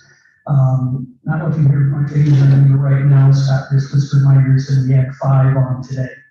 I think the psychology of the community has changed. And as I see more people in the audience today than I saw last month, and certainly 2 months ago, is the right thing directionally. So it'd be my recommendation at this point, that the next board meeting will make the announcement and put it in constant contact that there won't be the e-streaming of the board meeting. We're not trying to hide anything, it's not a good product, it's not out there. It takes these guys a little bit more time, and I can show about 20 minutes here, 20 minutes there, it's about different. But I do want to hear your feedback. If you've got a neighbor that loves it and, lives on it, tell me. Suspect not. I'll just kind of add to that. I've had different ones tell me that they turn it on and the sound, I can't understand what's saying, and I turn it on. And maybe it's one of these cases of having the meeting tonight. Those that are listening on the YouTube or Facebook, get back to one of the board members or me or something, or Brian, let us know what your thoughts are on it. We have enough, I guess, people that say, hey, don't do it. Let's continue using this, and I think the board should consider it. If we do not have any response, people say, oh, that's all right. And like Brian says, we have more people here tonight than we've had in quite a while. So anyway, anybody else have any comments? Jim? I just want to echo the audio quality, I think, has probably diminished the number of people that use it. So when we look at views, that may not be a very accurate indicator, because they tried it and said, I can't understand it anyway. So if that problem were fixed, we might get more views. And I continue, I'm a little concerned because there are a lot of weekenders, and we do hear, I'd like to know what's going on, and if those people aren't here for Monday night, it's an opportunity to do that. So I'm not disagreeing with stopping it, but I do think that we could look at the audio quality at some point and maybe try it again sometime. Okay. Anything else, Brian? Yes, and fortunately, unfortunately, I am having to go kind of in the HR world again. Chris Spider and I have been interviewing a series of candidates for the chief of security. We had about 60 resumes, narrowed it down to 14 or 15. That 14 or 15 narrowed down to about 8 or 9 that I Zoomed with, and we're able to speak with and get some, an idea of what the process is. Because the process is important, because having to deal with the board and the governance of our community is a lot different than security structures, in a for-profit entity. So we want to make sure we have that conveyed, as well as salary expectations. And we're now down to 4. And Chris and I look to get these 4 knocked out this week in terms of what we'd like to present to our final group, which will include Kathy and John on the final review of this. And I think Chris and I are both of the opinion that it will be obvious, but we don't know until we see them here, until see the lights in their eyes. And we're not going to smoke. We're letting them you're an area department that is in rough shape. Doesn't have a particular stellar reputation in the community, but can only move up, and there's some incredible project management on the horizon. I think it's a neat position. It's not, sidearm here we go, sort of, G.I. Joe. That is not. This is about vigilance and being aware and being absolutely out there. And I think to John's point, what the utility of it is fewer rules, but fuller enforcement. So there's a number of things, and I just want to say I appreciate the staff support on that, and Jamie and the other Zooms and things like that, so it's ongoing. Okay. Thank you, Brian. Item number 9 is the Indian Creek Volunteer Fire Department update. Is Vinny here? There he is. Okay. Is somebody give him a mic? Thank you. And Barbara Fox, our vice president, is here as well. Our board is independent from the fire department. It's one of the few in the whole country, I think, that's like that for many good reasons. Just want to give you a quick update. Our record is impeccable. 4 years ago, as I understand it, we missed one call. That's it. But we're in a position where we just know that we can't sustain that record. And we've looked for ways to address that lack of ability to sustain. And the single best way to do it is common across the country, and here in Texas, some 35 counties have some number of these emergency services districts. The two big factors impacting sustainability are personnel. We don't have sufficient personnel for the peak call times. And the people who do it are doing it very often. Last year, we had 502 emergency calls. And one person answered 302 of those. So it really is a huge issue. The personnel side, we need to hire some part-time personnel. The other side is financial. We simply don't have, we can't project the finances to do the sorts of replacing $600,000 fire engines, $500,000 brush trucks and the like without something more predictable. Right now we have just two quick examples of our need. In March, we were bidding on a 10-year-old fire engine, which would give us about 10 more years of use.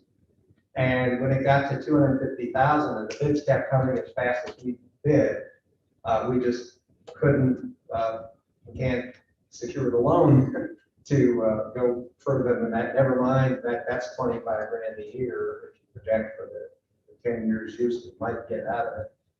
And we had to abandon a FEMA grant proposal for 2 full-time firefighters because the match required for that is nothing the first year, but by the 4th year, it's somewhere in the vicinity of $300,000.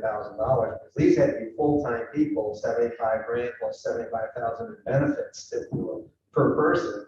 And so those are just examples of how dire. Never mind, our lease expires at the end of 2023. Our lease with the fire station. At any rate, to the end of pursuing this emergency services district, next Monday morning at the Cook County Courthouse at 10 o'clock, there will be a public hearing wherein we will again present our petition. And our goal for the hearing is simply that the commissioners will allow an election. So ESD can't be created unless and until the residents of the district are able to vote. And thus far, on 2 previous hearings, the commissioners have opted to not allow an election, despite the fact that we met the spirit and the letter of the law. So we're hoping to be a good deal more assertive this time out. And we do need at least to get the possibility of an election. We would be hoping to have it in November, and we would have town hall meetings here at Lake Kiowa and elsewhere in the fire district. The fire district is 60 square miles right now, and we have about 5 square miles of that in Kiowa. About 60% of the calls are outside Lake Kiowa, and about 60% of the calls are medical in nature.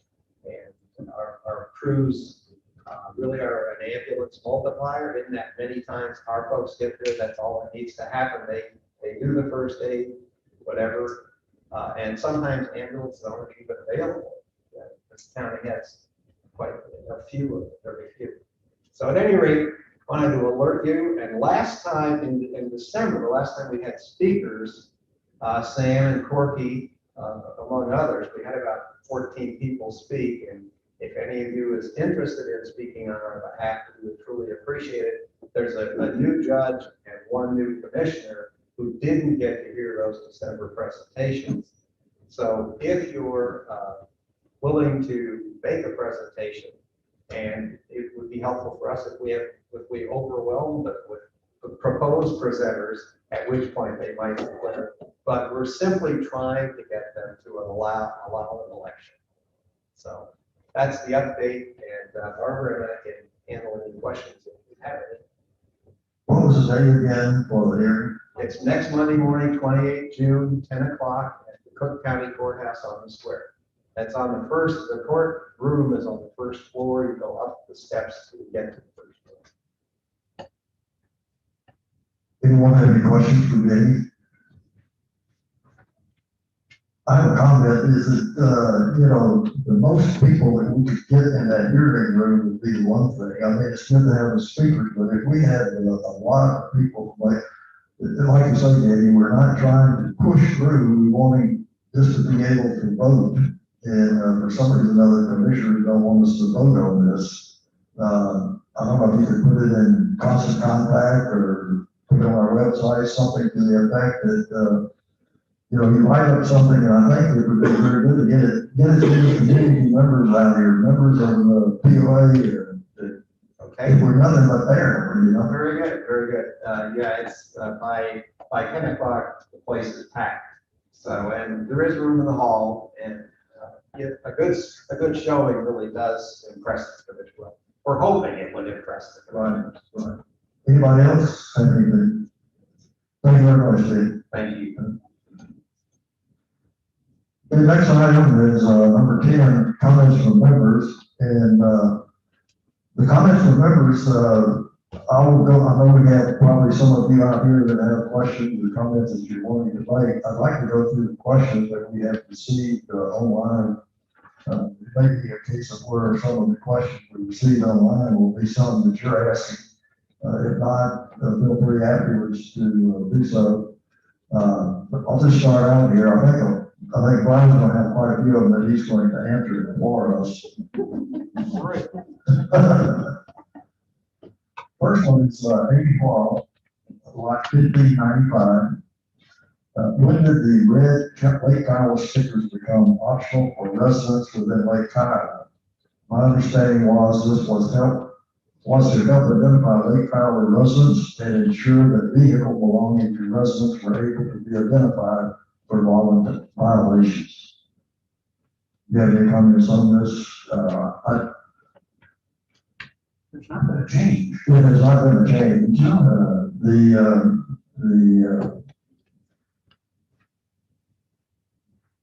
Like I've written down here somewhere, I think it indicates that it's a convenience to have a red sticker.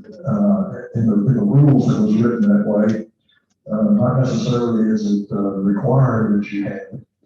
And I would assume that if you want the red sticker, you get the red sticker. If you don't, you don't. It was to speed people through the gate is what the rejected.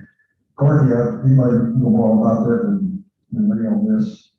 Well, I think when we went to the toll tags, it was added to the rules, I think 122, that it was going to be a convenience because it no longer was going to be a red sticker like waving you in when we went to the toll tags.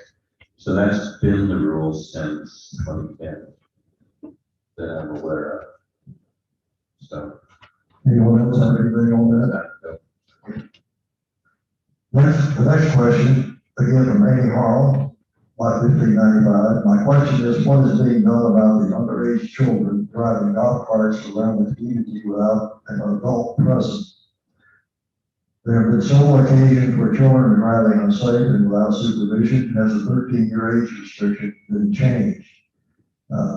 Looking at the rules, a 13-year-old age restriction having an adult with you has not been changed. The rule is still there, and from what I understand in discussion with Brian, security has been there's written citations for this. They can't be everywhere all the time when number children. I think, parents need to be aware of this rule that, 13 and under require an adult to be with them. 13 and above, you can get the golf cart license through the training, have a certificate for that. Brian, you have anything to add on that? No, it just, this typically raises its head here in June, and then we'll see it again somewhere around the 4th of July with that, with exuberance in the community. And, parents being allowed to, they're active and busy, and the cart goes away, and yeah, I mean, there's definitely some risk. It's not POA risk, it's to the family and the individual risk. Next question. Okay, Corey, speak on that, maybe for the minutes, if people read them. The golf cart license is, the golf cart is designed for 4 passengers. We're getting plenty of 6-passenger golf carts out here now. And the kids are riding them full. And it's not spelled out just like that. It's spelled out in 2 different places in the rules. So maybe if we can put that in the minutes and also add that to a constant contact that our people 13 years old and above with a permit are not authorized to drive 6-passenger golf carts or neighborhood vehicles.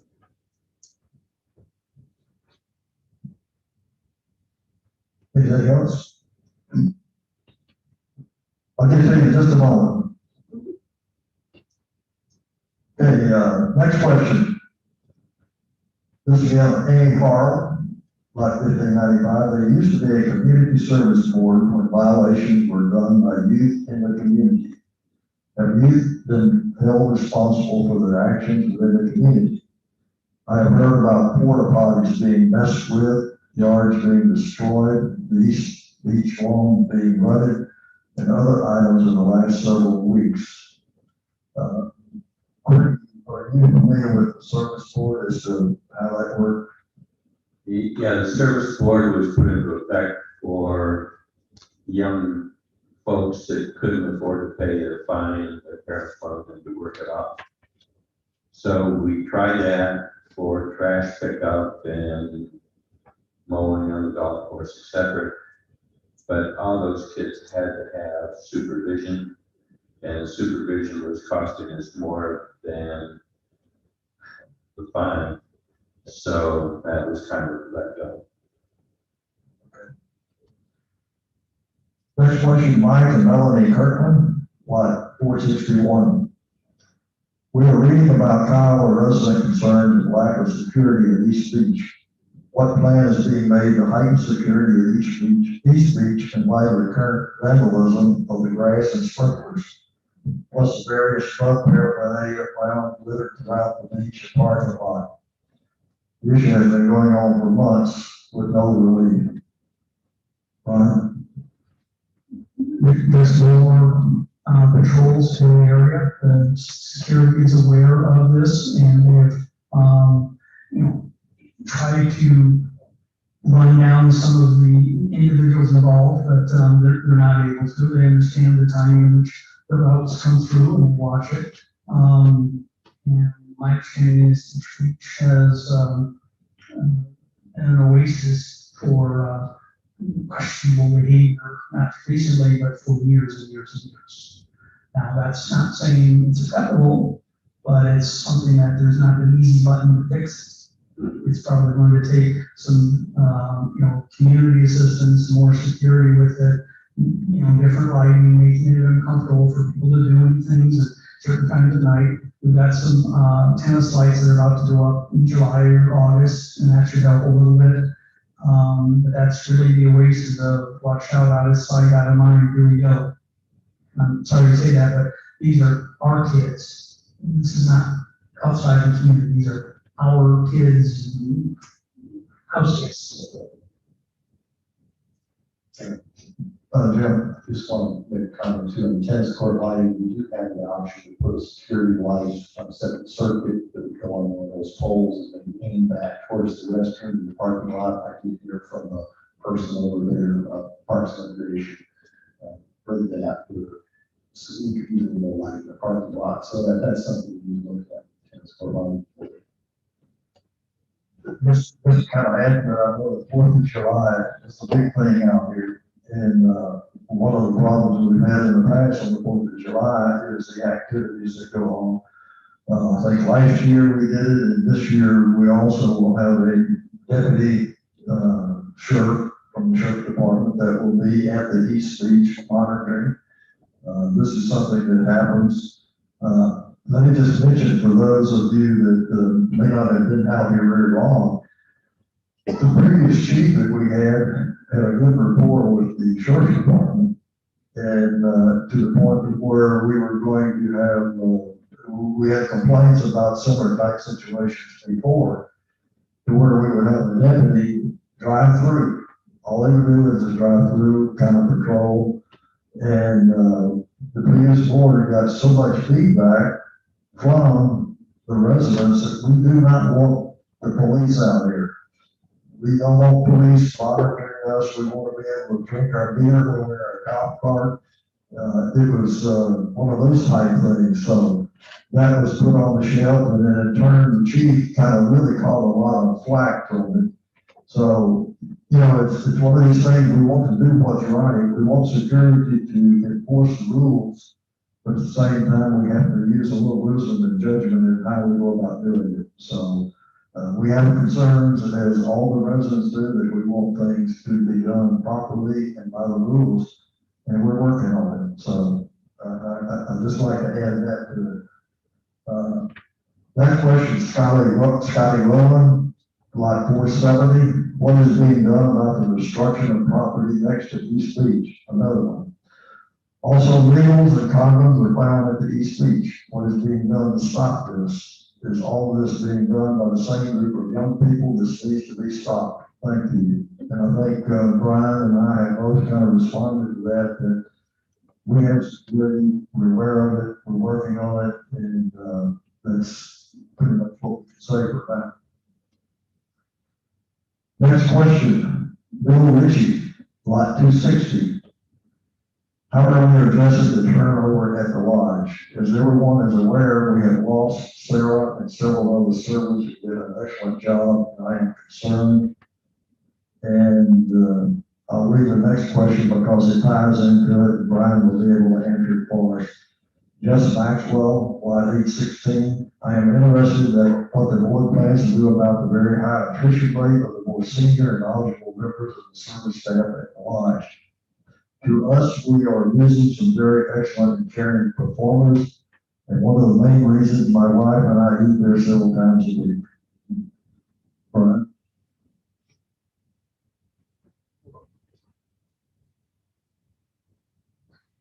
I most definitely feel the pain, and the situation with Sarah that was kind of ongoing for several weeks, if not longer.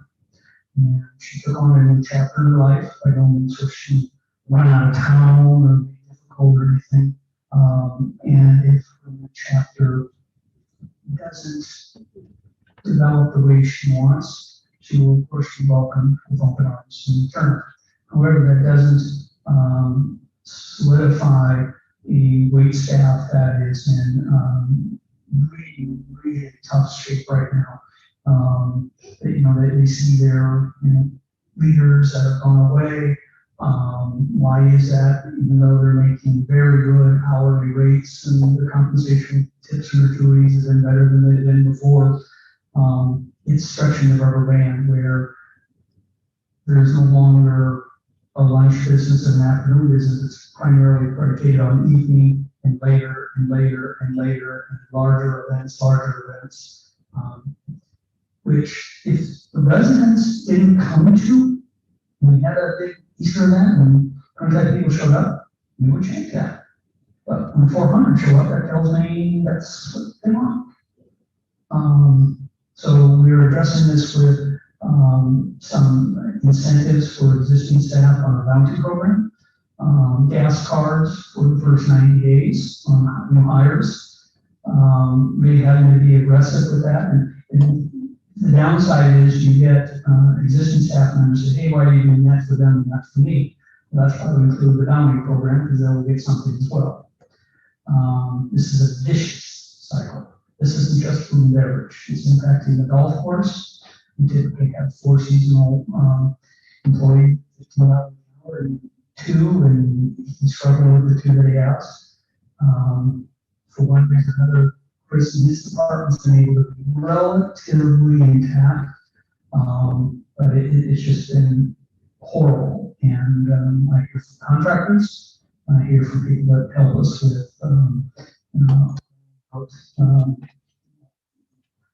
work and things like that. They just don't have the people. We've been waiting 4 times on including the pump of the golf course because they didn't have the people to install the pump. So it's not a server, it's all the way around. It sounds like I'm making a big excuse, but I'm trying to share with you the angst, and this is the highest priority. Okay, thank you, Ryan. Last question. Mark, lot 728. Given the recent flash of vehicle property breaking and theft, etc., what is being done? And what will be done by the board to ensure that such events do not occur in the future? We as property owners pay for security and personnel in the security department to provide such assurances. My response to that would be looking at the bylaws as to what is security, what do we have security for? According to the bylaws, the security is, the association has, I should read from the bylaws 3.03. Association has a local security control within the property. Although the association reasonably believes the existence and the visibility of such role may discourage the commission of criminal acts within the properties, nevertheless, the association does not warrant or guarantee that these arrangements are sufficient and adequate to diminish or eliminate the commission of crimes against persons or property, or that such acts will not be attempted or occur within the properties. These local arrangements are neither designed nor intended to replace the conventional SHRP, police, fire protection, and paramedic services available from area governmental authorities. We have security. Security can be everywhere all the time. Security does the job as far as entrance, exit. They do the patrol. I know, I'm sure that you read in the papers as well as I did that these situations that we had were theft and break-in. A lot of the cars were not locked. There was information, there were even guns in some of them that were stolen. There were garages that were left open with keys in the golf carts, and the golf carts were picked up. I mean, we too have to take some responsibility for making sure that our property is secure. However, I know with Brian, we're aware, he's aware that as far as having security, there's the patrol, and we're concerned. I know that there was an article that was put out, got it right here, for the May 19th, that was written and put out by Brian and also the chief butler at the time. It had all the information about what took place, the incidents. It was also in Whitesboro, it was in Collinsville. It was not unique to Lake Kiowa. We had criminals that were breaking in and turned over to the sheriff's department. They're investigating. We're still waiting to hear what they have found out. It's a process. So anyway, I don't know if that answered Mark's question, but we're doing what we can do to make sure that we're secure out here with what we can. So, any other board members, I'm doing all the talking. Any of y'all got anything to say about it? John, Judge Roach. I think it's important to realize what it is security is here for. Part of it is to be part of the process to enforce the rules that the Property Owners Association have created, to make sure that the rules are followed, and if not, these site violations that are handled through a process that's been created by the POA.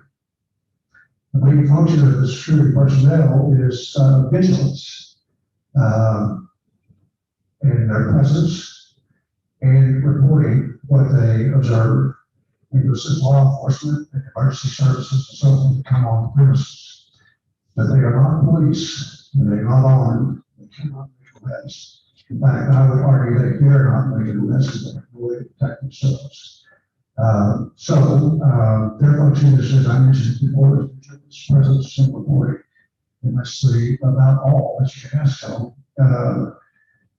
Plus, of course, enforcement of our rules as opposed to the laws of Texas. Okay, thank you. Anyone else? Any other board members have anything to say? Okay, now, all of you that are here, what I would like to say again? I'm gonna take a break. Let's get this done first. Yeah, let's get this done first, and then we'll take a break. Those of you that are on this, if you have anything, that you'd like to say, comments or whatever, if you raise your hand and then at the same time, when you stand and talk to us, you give me your name and lot number so the secretary here can record who it is talking and what your comments were. Anyone there in the audience? I know you had a question. Yes, sir, go ahead. Okay, Billy Blundell, lot 452. We live on the East Beach there, right across the street from the tennis courts. And you said that these individuals that had been cited for various causes, driving golf carts, damages to the property, how was that handled? How many of those were written? When you say they were written, were there 2 written? Were there 20 written? How many were written? Is the board aware of all of the activities that go on when these reports are made? Do the board members get copies of security reports that say, this week there was a red SUV there that was causing trouble, that was parked there 5 nights, 5 days for 2-3 hours at a time? You guys get those reports? That's one question. I can answer that question, as the president of the board and also as a community manager. The Rules Enforcement Committee, when a citation is issued, the person has to go before the Rules Enforcement Committee. They rule either upholding or, I guess you'd say, denying the charge. A report is sent to me and it is sent to the community manager, and we have knowledge. In fact, this last month, I think there were 18 different citations that were written. Thank you for that. And then, were you aware of in the month of May that some young children were here who did not live on property?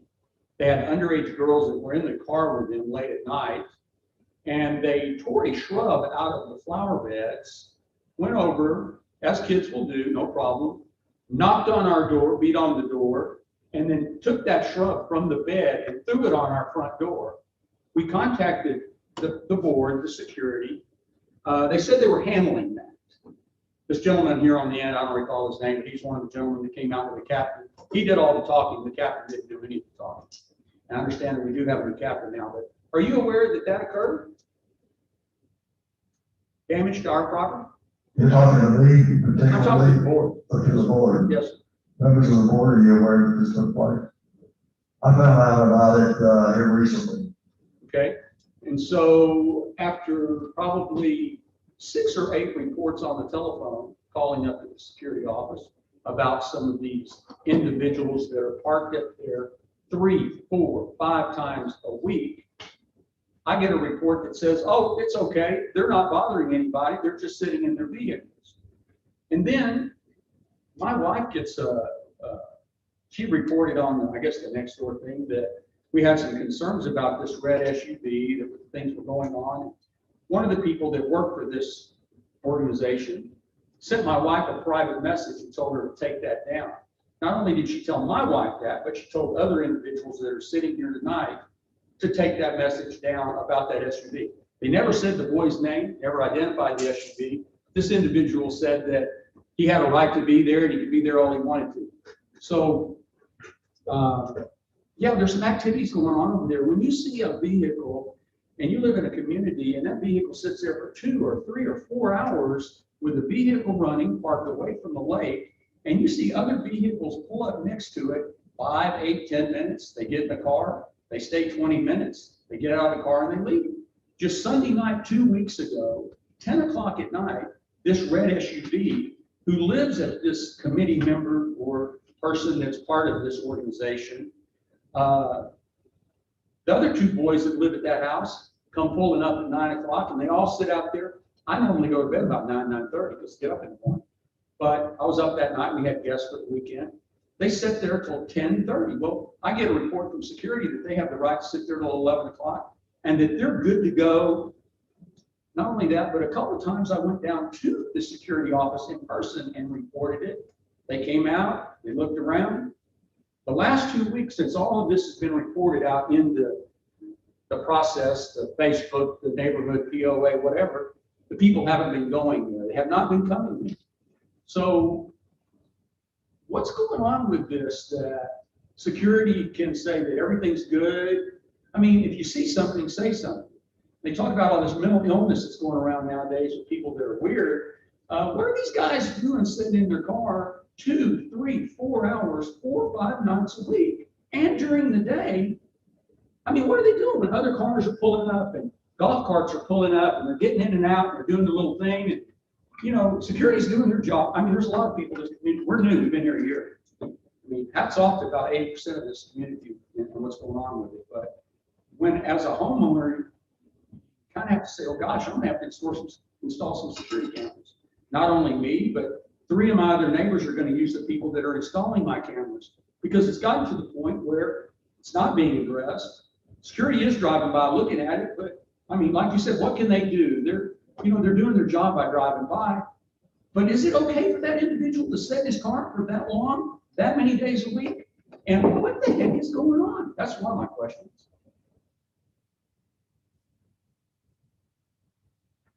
You want that answer? The only thing I can suggest that we do is, look at security stop and ask them what they're doing. I mean, it's, one of those like things. Thanks to that, Sam, they have. So again, Thanks to that, they have stopped, they have talked to the individuals, they were doing nothing wrong. What are they gonna do? They weren't breaking any of our rules. yeah, according to the rules, they have access to that, each beach until 11 o'clock at night. So again, these are some of the same areas that they're finding this drug paraphernalia, this other crap that's going on, excuse my language, this other stuff that's going on around here. But before we start making claims, Sir? before we start making claims of the drug paraphernalia, there has been none brought to security, there has been none identified. Okay. I'm not saying there's not, I'm not calling you a liar, I'm just saying. No, you're fine. I Before agree we with make that. statements, let's have proof. No, I agree We're with gonna that. get cameras to prove it. And so you guys have cameras out there and you see those individuals, like I say, you see them sitting there and I guess, like you said, I guess it's okay that they can sit in their car on a rainy, blistering, coming down rain night and 2 or 3 of them just roll up, get in and out of the car, do their thing and nothing can be done about it, right? Exactly right. Okay, next question. You know, you're talking about the damages to the golf carts, to the grounds around the tennis courts. Does the board have any idea of what the cost has been? Like, an example, the tennis courts right now. On one side, that would be the north side of the tennis courts. Some individuals, I saw them, I can't prove it, but I will when I get my cameras up. They just take their golf carts and run right into the side of the tennis courts. The tennis court chain link fence is all damaged and away from that area now. As I said earlier about the individual that took a shrub out of the flower bed and threw it on my front porch, did he pay for that? Did the POA pay for that? He was charged for that. But again, what the gentleman said was, your reciprocation to them is to make them pick up trash, do other things, but you can't, I'm sorry, you didn't say that. No. But you can't implement that to them because they need supervision. So who paid for that? Us as POA members? I just answered that. I'm sorry, I didn't hear it. The individual was charged for the plant, and it was replanted. Did we pay for it or did they pay for it? He did? I said the individual that pulled it out of the ground. Okay, that's, now I'm totally clear on that. I'm sorry, I didn't understand.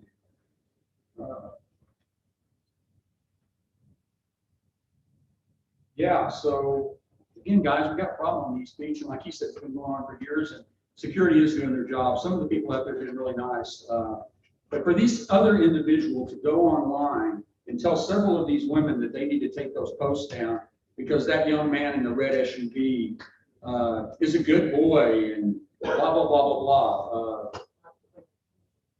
Yeah, don't bring any attention to him. And I mean, if it was across the street from your house and you saw a guy parked in the vehicle just sitting there day after day, what would you do?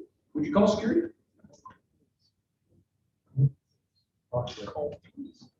Now, you could call the police, call the sheriff department. So you prefer that we do go ahead and call? Sheriff department is the only one who take care of criminal activities. If there's criminal activities, you need to call the sheriff department. But there's nothing in your eyes even suspicious about that, even if he has the right to be there. There's nothing suspicious about that. He has the right to be there. He's not doing anything. There's nothing we can do about it. It's an open beach, East Beach, it's for the residents. Oh yeah, what about those young ladies that were again underage with that young man that did the damage to my property that night? And they gave testimony that, okay, you guys handle that. So we've left it alone for the last month and a half, but then we heard you guys were having this meeting and we're going to discuss this issue. We just kind of walked away from it and said, okay, if they're going to let it keep going down, we're not going to worry about it. Excuse me, did someone check and see that the girls were underage and request license or anything like that to show evidence that this took place? Yes, sir. The security officer came out and again, that was why I asked if the board was aware of all of these different occurrences. They came out when the young man did it. He fled the scene, left the two girls in the parking lot who do not live here. They caught the young man down the street. They took testimony from the two young girls. The girls went back over and finished playing basketball with the rest of the crew that was out there, and nothing ever happened. I tell you what, let us do this. We take a lot of time, and I appreciate you coming and coming in here to us and all, okay? Yes. But let us take this more or less table it. I'd like to get more information on it myself from security. We'll come back next month and we'll have some answers for you. And again, I didn't mean to bombard you with this. I don't do a lot of this, but I mean, it's been going on and on. And the representation of what you said about how many people are here tonight is a product of what's been going on over there. They didn't get up to speak, but I sure got up and spoke. So there's a lot of these folks that have a true concern. And we all have concerns. Okay. The board has concerns, believe me. We have concerns, and we're going to take it as an issue to look into, and we'll have something for you next month. Thank you, sir. All right. Thank you all. Thank all of y'all. Anyone else have any questions or comments? Randy Andrews, lot 549, just a quick question, talking about the lodge staff. Do we have a customer code of conduct anywhere in our bylaws or anything? Yes, absolutely. Okay. I think that may be something we may post to help our servers to not take some of the abuse that they've taken in the past. Couldn't agree with you more. I had to deal with two senior members of our community when they came back in, I guess, in April and had done significant damage with regards to relationship with Sarah and others in which they were abusive and it was documented. They were cornered and put aside and said, "Oh, they're here for us." And I said, "Well, that's our attitude, sir. We'll put you on another place for services." And you're absolutely right. There's no room for people to be berated because I didn't get my ice cream, where's my second beer, whatever the case is. This is our staff. This is part of our family. So, any question, ready? Yes. Okay, thank you. Anyone else? If not, let's take a 15-minute recess. We'll come back in 15 minutes. Formal meeting.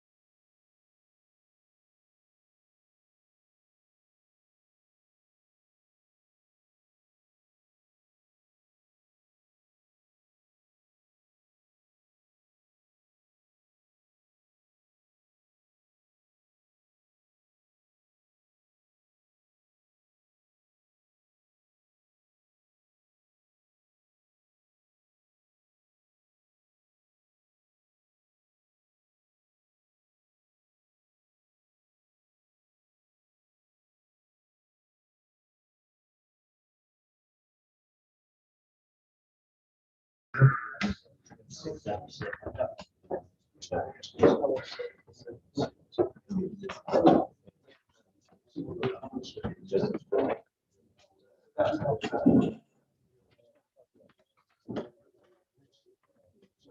think of that.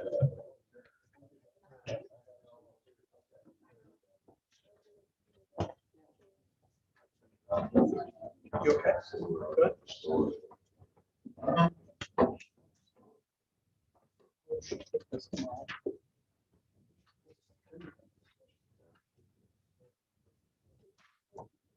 Good.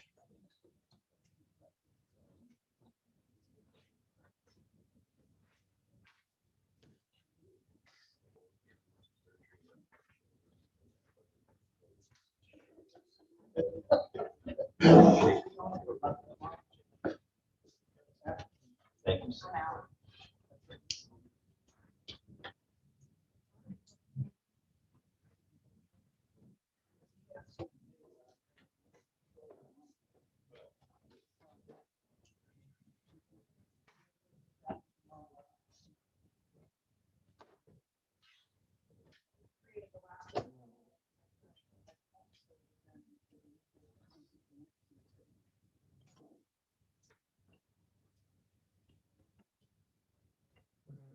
Ready to go here. Well, I need a motion to adjourn the regular session. So we can go into the executive session. I'll move to adjourn the regular session. John moved to adjourn, Jerry second, all in favor? All right, executive session, our counsel, James Tidwell, will now give us information.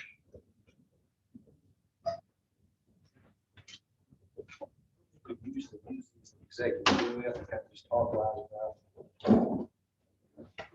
I don't know if she can hear though. Nancy's gonna need it for Nancy's Oh. protection, I think. I'd rather defer for a little more, make sure she's covered.